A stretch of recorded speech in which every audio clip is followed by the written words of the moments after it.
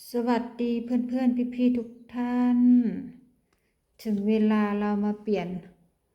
น้ำมันเครื่องจักรเย็บผ้าของเรา แบบฉบับอีสาวน้อยนะทุกคนเป็นเป็นเป็นจักรที่แบบบ่มีมอเตอร์ด้วยทุกคนข้างล่างมันบ่มีมอเตอร์เนาะวิธีเปลี่ยนง่ายๆด้วยตัวเราเองสำหรับมือใหม่ ที่เฮ็ดอยู่ในบ้านด้วยทุกคนที่แบบเย็บผ้าอยู่ในบ้านที่ว่าบ่ได้อยู่โรงงานคันอยู่โรงงานนี่เฮาจะให้สร้างจักรเพิ่นมาเปลี่ยนให้เนาะแต่ทีนี้เฮาเปลี่ยนเองด้วยวิธีง่ายๆเด้อทุกคนเพราะว่าจากประสบการณ์เคยเปลี่ยนมาแล้วเนาะเราผิดพลาดแล้วทีนี้เฮามาเปลี่ยนโหมดใหม่มาถ่ายน้ำมันเครื่องโหมดใหม่เนาะทุกคนเด้อมาเบิ่งน้ำมันเครื่องเด้อที่จริงแล้วบ่ฮอดปีเฮาก็เปลี่ยนได้เด้อเพราะว่าหยังคันมันดำเนาะอุปกรณ์ก็บ่มีหยังทุกคนมีขวดแล้วก็มีนี่ไว้เช็ดมือแล้วก็มีน้ำมันจักรโดยเฉพาะเด้จักรเย็บผ้าเดี๋ยวเอานี่เอาจักรขึ้นก่อนนี่ทุกคนถึงเวลาเฮาเปลี่ยนมันจะเป็นแบบเนี่ยเห็นปะเป็นสนิมเป็นขี้เมียงแต่ว่าเฮาบ่ไขน็อตเด้อทุกคนเป็นหยังด้วยเหตุหยังเฮาค่อยบ่ไขน็อตเฮาจะมาเว้าตอนท้ายเนาะแต่ว่ามาเบิ่งวิธีเปลี่ยนของเฮาเลยถ้าเฮาบ่เปลี่ยนนะทุกคนถ้าเฮาบ่เปลี่ยนมันจะเฮ็ดให้จักรเฮาแบบจักรเย็บผ้าเฮาอาจจะเสียหายได้เนาะแล้วก็น้ำมันจักรก็ค่อยๆแห้งไปแล้วทีนี้จักรของเฮาก็บ่มีเวลาเย็บก็แบบฟืดๆเนาะแต่นี่เฮาก็เลยมาเปลี่ยนเอาเนาะคันล้อท่าสร้างนี่ก็มันอยู่ไกลโพดเพิ่นก็สิบ่มาเตรียมอุปกรณ์กันเลยเรามาทำการตัดปวดก่อนเนาะทุกคนตัดเหลือครึ่งนึงมาสิเด้อเด่นปากแดงนะทุกคนถึงมีแรงทำงาน เด่นปากแดงถึงมีแรงทำงานเดี๋ยวเรามาเริ่มตัดกันเลยตัดออกมาก็จะได้ประมาณนี้เด้ออันนี้บ่ใส่อันนี้ใส่ตัวนี้ขวดเกี่ยวไว้ใส่น้ำมันนะทุกคนขวดเกี่ยวไว้ใส่น้ำมันเก่าเนาะเพราะว่าเราเอาไปลุยใส่หมดมันหลายมาเริ่มกันเลยทุกคนทำได้ด้วยตัวเราเองนะทุกคนจังสิเด้อด้วยเหตุผลอย่างน้อว่าสะน้อยเป็นอย่างคือบ่หันน็อตตรงกลางมันจะมีน็อตเนาะเพราะว่าเขาเคยเฮ็ดมาแล้วเนาะว่าเวลาเขาหันน็อตออกไปเนาะเขาบ่ฮู้ว่ามันลุยแค่ไหนหรือว่ามันแบบที่ยึดของมันน่ะเนาะมันยึดได้ดีหรือบ่เพราะว่าเขาบ่แม่นสร้างจักรเนาะเขาแก้ไขบ่ได้ทุกคนแต่ว่าเขาสามารถเปลี่ยนแปลงวิธีการเปลี่ยนน้ำมันเครื่องได้เห็นบ่น้ำมันใส่ประมาณปีหนึ่งนี่แหละถ้าเขามีงานหลายๆนี่มันบ่ฮอดปีเด้ทุกคนมันจะแดงกว่านี้อีกเพราะว่ามันเป็นรอเลี้ยงเวลาเขาเย็บผ้าเนาะมันหมุนเวียนนะรอเลี้ยงข้างบนหักข้างล่างหักข้างบนรอลื่นบ่แม่นรอเลี้ยงมันก็เลยกลายเป็นแบบสีเหลืองๆออกส้มๆเนาะให้เฮาเปลี่ยนเลยเด้อทุกคนเด้อเพราะว่าคันเฮาบ่เปลี่ยนแล้วมันจะบ่เป็นผลดีกับสำหรับจักรเย็บผ้าเฮาตามสบับครัวเรือนเด้อทุกคนคันแม่นอยู่โรงงานนี่อยู่โรงงานเย็บผ้านี่แม่นให้สร้างจักรเนาะสร้างจักรมาเปลี่ยนโดยง่ายฉันแม่นนะมีสร้างจักรบริการถึงที่นี่ก็สิพอใช้บริการทุกคนแต่ว่าอันอยู่นี่จะห้องยากหน่อยนึงเพราะว่าเฮาออกมาเขตนอกแล้วทุกคนบ่ติเพิ่นล่ะเพิ่นสิขี่รถออกมาคันเพิ่นสิคิดแพงเนาะเพิ่นก็คิดแพงบ่ได้สินะเอาก็ต้องกวดเบิ่งเด้อว่ามันอีหยังมันตกหล่นอยู่นี่บ่แป๊บนึงค้างไว้ก่อนอันนี้น่าจะเป็นที่ครอบคูถุงขนมหรือว่ากองพลาสติกอะไรประมาณนี้แหละมันจะแบบเผลอๆหล่นลงไปเนาะเฮาโดยบ่รู้ตัวพยายามเช็คจักเจ้าของเดือนนึงเทื่อนึงบ่อีหลีบ่นั่นดอกทุกคนเดือนนึงนี่จะเป็นกี่ข้านล่ะปีนึงซะสาวน้อยนี่ครบปีแล้วนี่สาวน้อยค่อยมาเปลี่ยนน้ำมันเครื่องนี่ค่อยๆเป็นค่อยๆไปเนาะพอจะละนี่ฮอดได้ครึ่งนึงละเกือบครึ่งไกลแต่สิฮอดคอขวดละ แบบฉบับของอีสน้อยนะทุกคนแล้วทีนี้เขาก็อนามัยเบิดเลยทุกคนทำความสะอาดเบิดนี่แถวนี้เอาออกเด้อเพราะว่ามันจะหมุนเข้าไปในเข็มเขาเดี๋ยวเขาจะพามาดูตรงนี้นี่หลังจากเขาเอาน้ำมันออกแล้วเขาจะเห็นตัวนี้เนาะตรงน็อตตัวนี้สามารถเปลี่ยนหมุนแล้วเอาน้ำมันลงไปได้เนาะแต่ว่าเขาจะบ่หมุนมันเพราะว่าเขาเคยผิดพลาดแล้วครั้งหนึ่งเนาะทุกคนเขาเคยผิดพลาดครั้งหนึ่งคือจักรตัวนั้นนะจักรคือจักรเย็บผ้าตัวนั้นมันใส่โดนนานแล้วเนาะเขาหมุนออกได้เวลาเขาหมุนเข้าแบบนี้เขาหมุนเข้าแน่นปานใดก็บ่แน่นเนาะเพราะว่าน็อตมันได้ลุยเขาต้องเปลี่ยนใหม่แต่ทีนี้เขาบ่มีน็อตเปลี่ยนเนาะมันบ่แม่นอยู่โรงงานน้ำมันมันก็ซึมออกไปแล้วมันก็ย่อยหยดลงพื้นหั่นน่ะทุกคนเลยสน้อยก็เลยบ่หันน็อตออกเลยแบบบ่หันน็อตออกเนาะตักเอาน้ำมันตักเดี๋ยวเรามาตักต่อกันเลยทุกคนถือว่าสน้อยนี่โดนเด้นี่ค่อยเปลี่ยนครั้งนึงนะปกติแล้วเพิ่นจะให้เปลี่ยน3 เดือนเปลี่ยนเทื่อนึงเนาะทุกคนนี่เห็นบ่มันจะเฮาสละซ้อนเนาะทุกคนเฮาสละบวกกับการนึงเนาะสนิมเริ่มกินแล้วทุกคนเห็นบ่สนิมมันเริ่มกินสละไปเลยทุกคน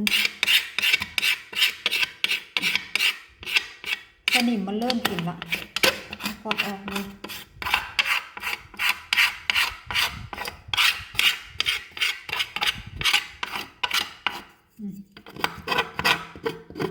เดี๋ยวเรามาดูเบิ่งตอนเขาขูดแล้วเนาะว่ามัน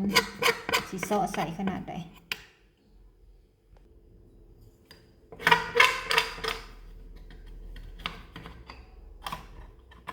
อุปกรณ์เขาหาได้ด้วยทุกคนอุปกรณ์ที่ว่าเขาจะมาช่วยให้มันแบบได้ไวนะเขาหาในครัวเรือนเขานี่แหละจันน้ำมันเริ่มเป็นสีอย่างนี้แล้วทุกคนจันน้ำมันเริ่มเป็นสีอย่างนี้แล้วเป็นขี้เมี่ยงสนิมแบบที่นะแล้วทีนี้เขาเย็บผ้าเนาะกินน้ำมันมันก็ขึ้นมาโรยขึ้นมาโชยขึ้นมาหาจมูกเขาแล้วมันก็แสบจมูกเนาะเพราะว่ามันสนิมมันกินเลยมันขึ้นมากับสนิมเนาะกินทุกคนไส้แรงขูดเหมือนกันเลยทุกคนเพราะว่าเนี่ยตั้งปีหนึ่งเพิ่นได้นี่จะน้อยค่อยเปลี่ยนนี่นะปกติแล้ว3 เดือนเพิ่นให้เปลี่ยนครั้งหนึ่งเนาะแล้วที่นี่ถ้าสมมุติว่า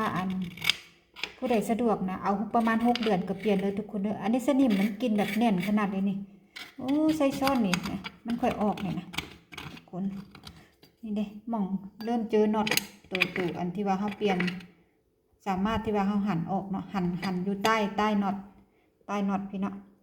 ใต้กล้องจักรนะเนาะหันออกแล้วก็นี่หมุนออกกันล่ะแล้วก็น้ำมันมันก็โลลงไปไหลลงไปเนาะแต่ว่าเฮาบ่หมุนด้วยสาเหตุอย่างเนาะเดี๋ยวเฮามาว่ากันอีกเด้อเพราะว่าสน้อยว่าไปแล้วย่านทุกคนบ่จื้อปานใดได้คูดได้นี่ทุกคนได้คูดเอาแบบคูดอย่างแรงเลยนะทุกคนขี้สนิมมันเริ่มกินจักรเฮาทุกคนขี้สนิมมันเริ่มกินจักรเย็บผ้าเฮา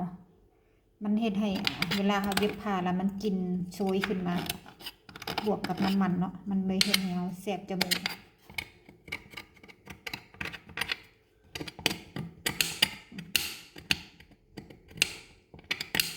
เราต้องใช้อุปกรณ์ช่วยตรงนี้ก็กำจัดออกให้หมดนะทุกคนเศษฝุ่นละอองเนาะบ่ใช่มันหมุนเข้าไปกับตัวกระสวยเฮาจะเฮ็ดให้จักรเฮาเพไว้เสียหายจะทำให้จักรเย็บผ้าของเราเสียหายได้เอาออกให้หมดนะตรงนี้ก็มันหล่นมาเนาะฝุ่นละอองคงเศษได้แล้วทีนี้มันสะสมนานวันแล้วมันจะเป็นก้อนทุกคนออกให้หมดเลย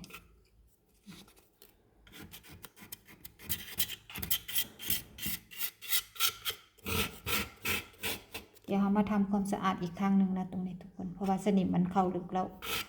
เราต้องเอาฝอยทองมาขัดทุกคนแนะนำนะไม่ต้องรอถึงปีเด้อทุกคนเด้อประมาณ3 เดือนนี่ก็อันนั้นก็ล่างเลยเด้อทุกคนเปลี่ยนน้ำมันคือสนิมกินนี่บ่สามารถขูดออกได้ทุกคน นี่ต้องใส่อุปกรณ์อะไรต่างๆที่เอามาซอยขูดออก แล้วที่นี่นะสนิมเนาะมันเฮ็ดให้มันขิวเลยเฮ็ดให้จักเฮาพังเสียหายแบบนี้นะอันสน้อยนี่บ่แม่นขี้ข้าได้ทุกคนเพิ่นเบิ่งน้ำมันเพิ่นยังพันได้แดงปานใดเนาะบ่ทันได้ออกเหลืองว่าซั่นเถาะเพิ่นเลยบ่เปลี่ยนเพราะว่าเพิ่นประหยัดนะทุกคนเพิ่นประหยัดนะเนาะทุกคนเนาะเพราะว่าน้ำมันนี่มันตุกน้อยๆนึงนะทุกคนบ่ได้เต็มเลยทุกคนประมาณนี้นะประมาณนี้นะมาเทใส่นั่นน่ะตุกนึงเกือบแสนแล้วเดี๋ยวนี้นะ90ปลายละ98,000นะทุกคนมันโมเมนต์ถึกๆนะสน้อยก็เลยบ่จำเป็นก็บ่เปลี่ยนดอกเพราะว่างานเฮาบ่หลายว่าซั่นเด้มันบ่ได้เกี่ยวกับว่างานหลายบ่งานหลายเด้อทุกคนนะสามารถเปลี่ยนได้เนาะสละได้เลยเด้อทุกคนสละทุนของเฮาเองเงินของเฮาเองเนาะทุก3เดือนเนาะทุกคนบัดนี้สน้อยสิจำไว้ก่อนทุก3เดือนเพราะว่าเนี่ยปกตินี่มันจะใสสะอาดแบบที่ได้ทุกคนสีมันจะเป็นนี่สนิมกินของมันเบิดละ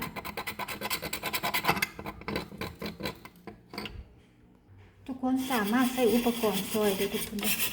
เพราะว่าพวกท่านบอกได้แต่ท่านบอกออกเบิดนี่แล้วทีนี้เขาเอาน้ำมันใส่แล้วมันสะสมสนิมนะแล้วมันยังขิวอยู่คือเก่าเวลาเขาเย็บผ่านมันจะกินโชยมาแบบนี้โอ้ยจะไปเฮ็ดที่สน้อยเลยทุกคนเลยประหยัดเนี่ยด้วยความเพิ่นที่ว่าเพิ่นประหยัดทุกคนพอความหมักง่ายพอความสะเพร่าของเขาพอความประหยัดของเขาทุกคนว่าสิเปลี่ยนน้ำมันแบบง่ายๆแบบบ่ฮอด30 นาทีว่าซั่นเด้ทุกคนได้เกือบปลาเข้าไปชั่วโมงเพราะว่าเขาคัดเนาะได้ซำนี้แหละทุกคนเพราะว่ามันคัดยากเอาบ่เป็นอย่างเนาะเพราะว่าอย่างน้ำมันมันสนิมมันบ่มีกลิ่นออกมาแล้วก็โอเคแล้วทุกคนกลิ่นสนิมมันจะขิวละแสบจมูกทีนี้เฮาพามาเทน้ำมันใหม่ลงไปเลยเนาะเฮารู้สึกว่ากลิ่นสุนๆของสนิมบ่มีเฮาก็โอเคแล้วแหละทุกคนเพราะว่ามันคัดมาโดนแล้วมันเมื่อย มันเมื่อยว่าซั่นทุกคนด้วยความสะเพร่ามักง่ายของเจ้าของรอฮอดปีเนาะชุดนั้นหันมีแต่6 เดือนเลยทุกคนชุดนี้ถึงปีเลยโอ้ my god อีสน้อยเทลงไปเลยทุกคนเป็นอย่างสน้อยค่อยบ่หันน็อตลงไปเนาะทุกคนเนาะหันน็อตแล้วนี่น็อตมันนะแล้วก็ปล่อยน้ำมันไหลลงไปเนาะเพราะว่าสน้อยเคยหันเนาะตอนนั้นเคยหมุนเนาะจักเก่าเนาะหมุนไปแล้วทีนี้มันหลายปีแล้วทุกคนบ่รู้จักปีละประมาณ5-6เกือบ10 ปีแล้วจักหน่อยนั้นแล้วสน้อยก็หมุนไปเนาะตามปกติสร้างจักก็หมุนละทีนี้บัดเวลาเฮาหมุนกลับนะเฮาใส่น้ำมันพอได้ใส่น้ำมันเฮาหมุนกลับเรียบร้อยเฮาใส่น้ำมันเนาะน้ำมันซึมออกเพราะว่าน็อตมันหลุยทุกคนสนิมกินมันน็อตมันหลุยแล้วทีนี้เฮาก็บ่รู้จักสิเฮ็ดจังได๋เนาะก็เลยสร้างมาเนาะสร้างเพิ่นก็เชื่อสิมาหั่นแหละเนาะคันอยู่โรงงานนี่ก็บ่เป็นหยังดอกทุกคนอยู่โรงงานนะให้สร้างจักแก้ไขน็อตให้เนาะแต่ว่าเฮานี่บ่มีน็อตพอสิมาเปลี่ยนเนาะเฮาก็เลยใช้วิธีตักออกทุกคนแบบฉบับของอีสาวน้อยอยู่บ้านเด้อทุกคนนี่น้ำมันจะไหม้เลยทุกคนถ้าเฮาใช้งานหลายๆเนาะที่ว่ามันรอเลี้ยงเครื่องจักรของมันเนาะคือมันล้างเครื่องจักรของมันไปในตู้เลยเนาะแล้วมันจะเฮ็ดให้น้ำมันของเฮาเหลืองเนาะโอ้ทุกคนสน้อยบ่คิดว่ามันสิหลายนาที เป็นชั่วโมงเด้อนี่ทุกคนสน้อยคัดนี่นะอันนี้ก็พอได้ล้างออกไปเป็นอันนั้นมันเป็นขอบมันเนาะขอบพลาสติกมันก็บ่เป็นอย่างมันอยู่ข้างบน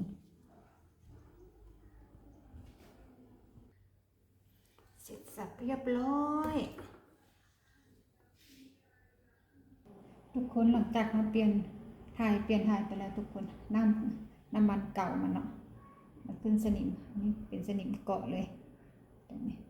เสร็จสับเรียบร้อยทุกคนแบบฉบับของอีสาวน้อยคนสวยขอบคุณกำลังใจพี่ๆเพื่อนๆทุกท่านนะคะที่เข้ามารับชมเข้ามาแล้วช่วยกดอย่าลืมกดไลค์กด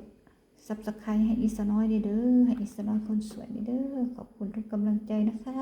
คลิปนี้ลาไปก่อนโอ้ตั้ง14 นาทีขออภัยที่มันยาวเกินปกติมันจะยาวกว่านี้อีก ไม่ใช่ปกติล่างจักนะเนาะเป็นชั่วโมงพุ่นนะทุกคนขอบคุณทุกกำลังใจนะคะ